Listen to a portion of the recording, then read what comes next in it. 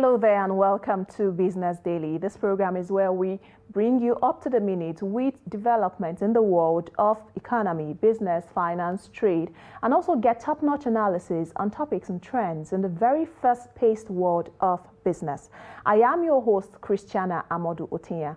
Thank you for joining in. Of course, it's the last month in the third quarter, and we are set to bring you all the news you need to know in the world of business. On today's edition of the program, we'll be discussing recent issues that have come up in the trade sector, and we'll be talking about the African Continental Free Trade Area Agreement, that's the AfCFTA. How far so far? The United Nations Economic Commission for Africa, the UNECA, projects that the trade agreement will help provide a market of 1.2 billion people, boost intra-African trade by between $50 billion and $70 billion in monetary terms, with a 40% to 50% increase over the first 20 years of its implementation. Now, there was a lot of optimism when this era started in January 2021, but it may seem as though that optimism has waned. Now, the big question remains, why? I will be joined on the program today by Bamidele Ayemibo. He is a renowned author, international business coach, keynote speaker, international business development expert, and one of the foremost international trade and finance consultants in Africa. He is a lead consultant at 3T Impacts Consulting Limited. Now, he will be giving perspective to the journey so far for the AfCFTA. I will take a short break now, and when I come back, we'll kickstart the conversation. Please stay.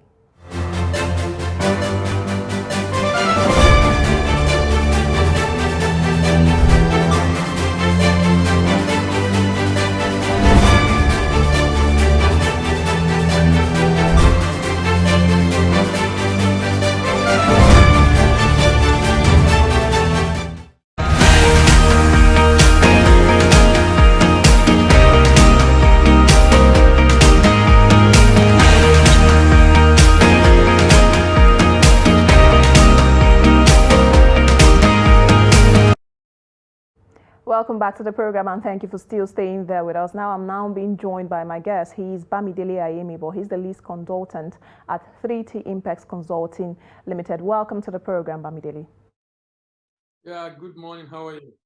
Very well. Thank you for joining us on the program. Now, before we kickstart the interview and have you give perspective to this discussion for us, let's quickly just run through some fact check of the AfCFTA, talking about some data, because this journey started from somewhere.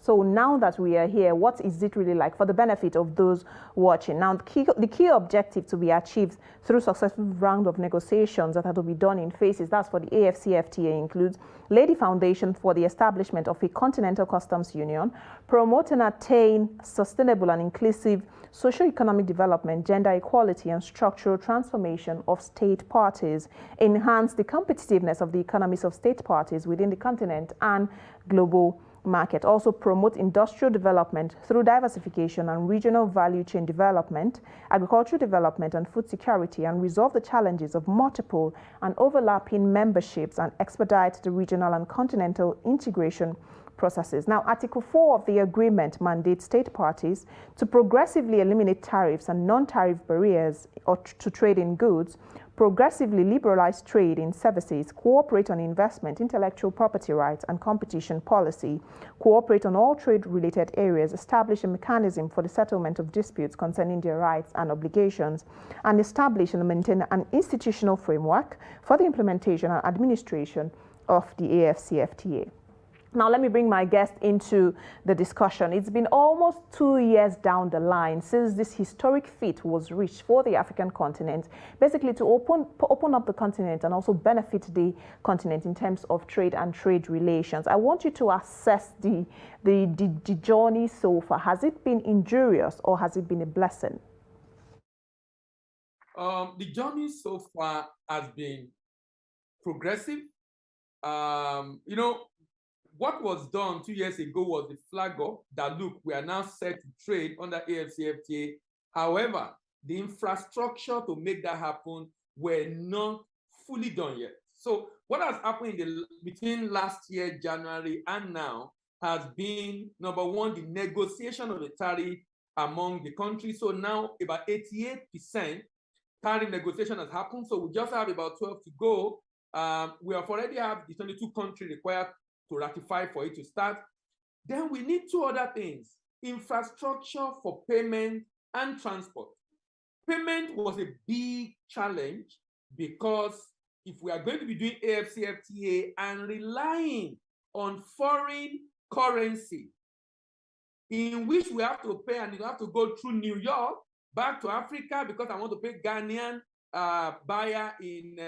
seller in foreign currency like USD, it's going to be a challenge for us. So early this year, another milestone was reached, which involved the implementation of the Pan-African Payment and Settlement System. So what is being worked on now is a lot of other projects around building infrastructure for transport and the like, which will take a longer time. But having sorted out the issue of tariff negotiation, now we know if you go to AfCFTA secretariat website, you will be able to see the e-tariff that lets you know if you are going to ship to Ghana or you are shipped to Kenya or you are shipped to Ethiopia. You know exactly what would be the tariff of the product, which of them is sensitive, which of them is non-sensitive, which of them is exclusive. You will be able to know those things on the website. And now that we now have a payment platform as an alternative payment platform, if the country does not have enough forex and it wants to pay in local currency, that has been done. We are almost set. And that's why by this month, there will be guided trade, because now most of the things that need to be done has been done likely.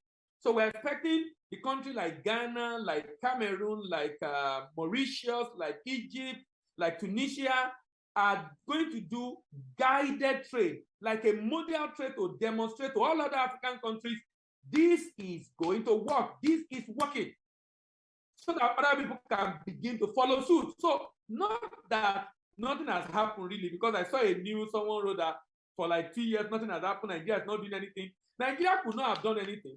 Neither could Ghana have done anything. Neither could South Africa have done anything. A lot were being done on the ground, and now we are set to start trading. I hear you loud and clear. I hear you say we are set to start trading. And I also hear you talk about infrastructure, transport infrastructure, which, like you have rightly stated, will take a long time to kickstart because, of course, a lot has been said about it being a marathon and not a sprint. Now, tell me, in terms of positioning, because you're talking about this month, the month of September, Nigeria, we have a big market, 200 million people. That population is still growing. Have we positioned ourselves to harness the benefits of this deal eventually? Because talking about the whole guided trade, when this eventually comes to limelight and we see this market kickstart? Now, unfortunately, among the 7-8 countries to do that, Nigeria is not one of them. Look, let me commend you for doing this program, and I will implore you to do more of it. Let me tell you the real challenge of trade in Nigeria, particularly export and AfCFTA. Many are not aware, many are not educated. This is a program for African businesses, but many of them don't even know it exists in the first place. So this kind of program you have should be a weekly program. As in, we should be doing program on trade every week, talking about it. And the reason is this: the more people know, the easier it is to be able to begin to take steps about it. Most free trade agreements that have failed in the past were largely because of lack of awareness, lack of information on exactly how to go about it. We need information about the policy. We need information about the paperwork required. We need information about the payment. We need information about the products to be exported. We need information about the people that are involved. We need information about the processes involved. So much information, and even about the profit and the benefit. So much information required, but those are not being disseminated. So for me, I don't think we are ready as Nigeria. Africa is ready. Ghana, to a large extent, seems to be ready. The secretariat is with them. Rwanda, to a large extent, seems to be ready. I don't think Nigeria is ready. The process of how it's going to export from how it's going to work in Nigeria in terms of the process in Nigeria is being finalized by custom. So government is doing its part. When I mean readiness in Nigeria, not on the part of government, I'm talking about Nigerian businesses being ready. On the part of government, I'm in touch with them, and a lot is being done currently. I was chatting the National Action Committee office recently on it, and we were talking about they're finalizing the process, step-by-step process the way to work from Nigerian perspective, and custom is finalizing on that already, and they will make it known to the public very soon. But I'm talking about Nigerian owning it and having all the information required to get ready. I'm not sure we are yet. I'm talking about us being ready. You've rightly said that you are in talks with those in government and they are tightening the knots or tightening the screws on their part. The MSME sector has been tagged the engine room of the economy now, and we have a lot of businesses under this umbrella, largely informal. Why am I asking you this? Because you've spoken about awareness, because what you don't know, you really cannot act on it. And like you have rightly said, that's the challenge we're having now. How do we tackle this? How do we go about this? Because a lot of time we're quick to say the government has to do this, the government has to do that. But now the government is clearly working, and the onus now lies with those that run businesses to get it right. How do we get these businesses, over 14 million of them, ready to harness this market and reap the benefits, the dividends of this deal? Creating awareness. Awareness. We need you guys in the media. We need you guys in the media. Newsprint, online media, TV, radio, television. I'm on radio every week in partner with a bank that graciously agreed to sponsor, discussing this in Lagos every week. We need awareness on this, and it has to be done regularly. So that's on the part of, let's say, the private sector. Then the Chamber of Commerce, who have some of these people under them, to be able to get them to be aware through advocacy and seminars regularly. Then the National Association of Small Medium Enterprise, NASME, and SMEDAN, the government agency and the association, organizing programs. You know, when you look at where at the election in the election season, everybody knows the top 3 or top 4 contenders in Nigeria. Everybody knows them. That is exactly the way we should do this. If this is going to be successful, every business in Nigeria must be aware of AfCFTA. And it will take a lot of work, time, money, and effort for that to happen. But that is not being done right now. Bamidele, if you can hear me, I want you to hold on your thoughts. And when we return, the conversation will continue shortly. Please stay with us.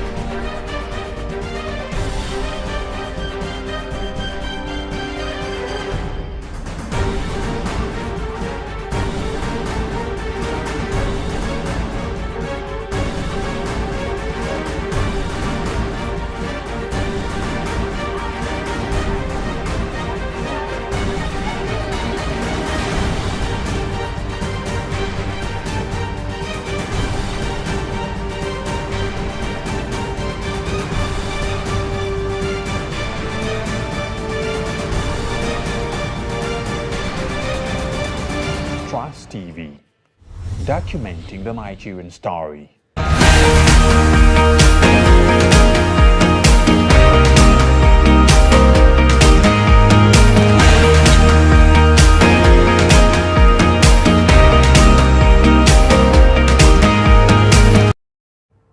Welcome back to the program. If you're just joining in, this is Business Daily coming to you from Trust TV. I still have my guest with me here on the program. He is Bamidele Ayemibo. He's the lead consultant at 3T Impex Consulting Limited. Bamidele, I'm still sticking with the issue of how we can ensure that businesses in Nigeria get to reap dividends of the AfCFTA market. Now, you were speaking about so much about awareness, and you talked about how all the agencies and private sector players responsible need to step up their game to ensure that these businesses come up to speed with developments.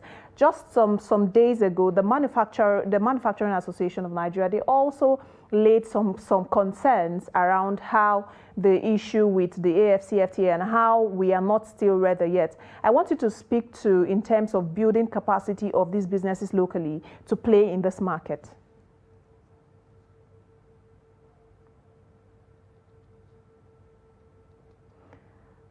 Why I want you to speak on this issue specifically is because a lot has been said about how there's so many monetary benefits in terms of how it will affect the market. Now, if we don't have local manufacturers in Nigeria positioned to harness this market, it will be very difficult for them to say, yes, we have benefited from this market. Most times we hear people talk about, oh, there's an AfCFTA, it's a market that is huge, it will benefit manufacturers, it will benefit local businesses.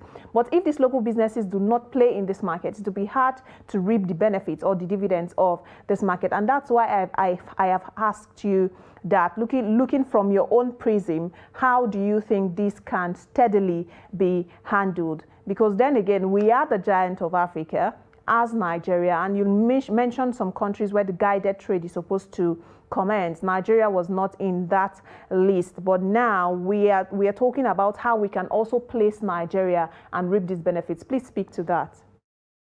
All right, so now to reap the benefit, first of all, we must be ready. And to be ready means there's need for capacity building. Capacity building in terms of training to be able to make our SME export ready. You know, in as much, one of the reasons why Nigeria has not been able to grow non-oil export, even outside AfCFTA, is the lack of export readiness. Majority of our businesses are not export ready. So we need to train them to become export ready, and then government need to support with funding like what CBN is doing with RT200. For every export you do, you get 65 naira. For every dollar you repatriate. What that does is it helps them to cushion the effect of the cost of infrastructural deficit. Because it is export, you are going to be exchanging dollar for naira. Sincerely, if you are adding value, you will be profitable. But unfortunately, if you don't know exactly how to go about the documentation, how to ensure that you are able to obey the rule of origin, because not every manufacturer in Nigeria are going to enjoy AfCFTA. I need to emphasize that. There are rules of origin that guide products that will be eligible. So if you're a manufacturer, if your product does not meet up with the rule of origin. Okay, Bamidele Ayemibo there speaking on the rules of origin part of the AfCFTA, and quite frankly, there's been a lot of concerns raised about the rules of origin concept of the AfCFTA, because most times a lot of manufacturers have raised eyebrows around the rules of origin issue, and like he has rightly stated, not a lot of manufacturers will enjoy the benefits of the AfCFTA, but then again, we still want a good chunk in that bracket to be able to say, oh yes, this agreement actually benefited us as a country with a very large population, which translates to a large market. This agreement is going to benefit us. Now, I would hold my horses, take a short break. When we return, we'll get to hear from Bamidele. Stay with us.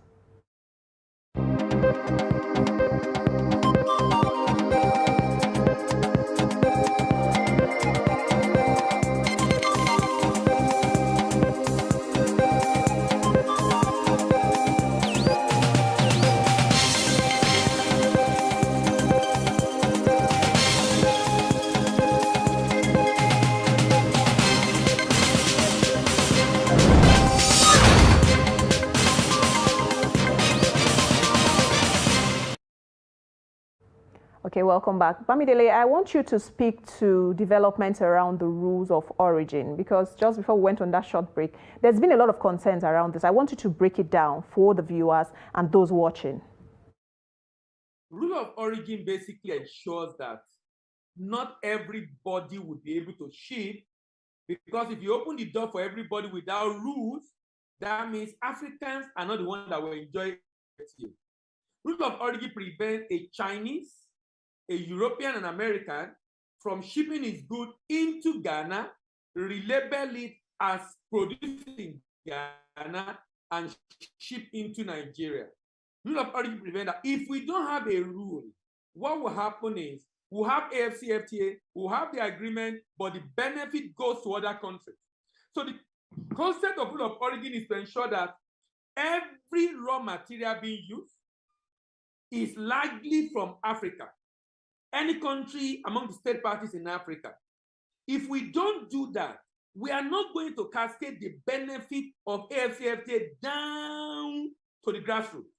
So if I want to produce, for example, noodles, and I'm sourcing my wheat flour from South America, from North America, then African farmers are not going to enjoy AfCFTA. The job creation, the poverty eradication, the reducing inequality is not going to happen. What Nigerian and African businesses that source raw material from outside of Africa need to begin to do is this: to begin to look for African countries that produce that product, reward their supply chain to begin to source from those countries. If they don't do that, they won't be able to enjoy the benefit of the AfCFTA, because the rule of origin ensures that the raw material is sourced from Africa. For example, also, if I'm into manufacturing, let me give a good example. Let's say I'm producing furniture. If the wood for that furniture is not from an African country, then you'll have created job for the people producing the wood outside of Africa. So you need to source your wood from other countries that are producing that product in Africa. If possible, set up a branch there to be able to source effectively and move it to Nigeria to produce, or move to that other country and produce there to ship to other African countries. If that is not done, we will be creating jobs for other nationals outside of Africa, and that will make a mess of the whole benefit that we should enjoy from AfCFTA. Thank you for that clarification. Now, issues around dumping have been raised. Quickly speak to that.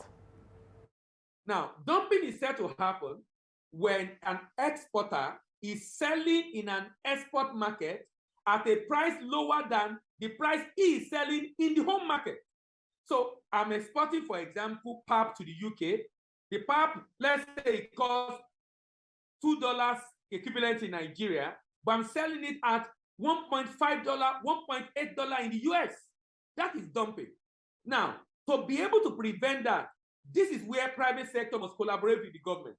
I'm aware the federal government has set up a trade remedy organization, something of that nature. The committee has been set up. I don't know if it's full-fledged running yet, but the idea is if we sense a product, we started AfCFTA, I see a product that my competitor that was not in Nigeria before that has come in, I will report it to that agency. They will go and inspect. You said this product is coming from, are we sure it's produced in Kenya? Does it actually meet the rule of origin expected in Kenya so that we can allow it in Nigeria? That is the whole idea. If we don't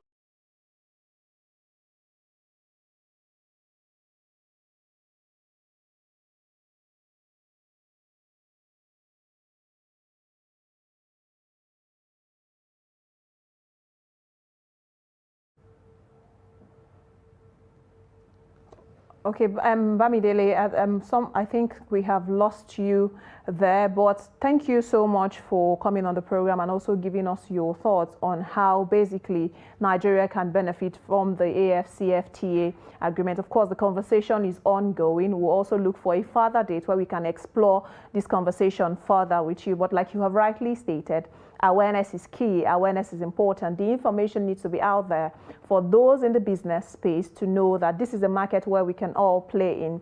And like Bamidele rightly stated, guided trade is expected to begin in the month of September. And after the guided trade is experimented and the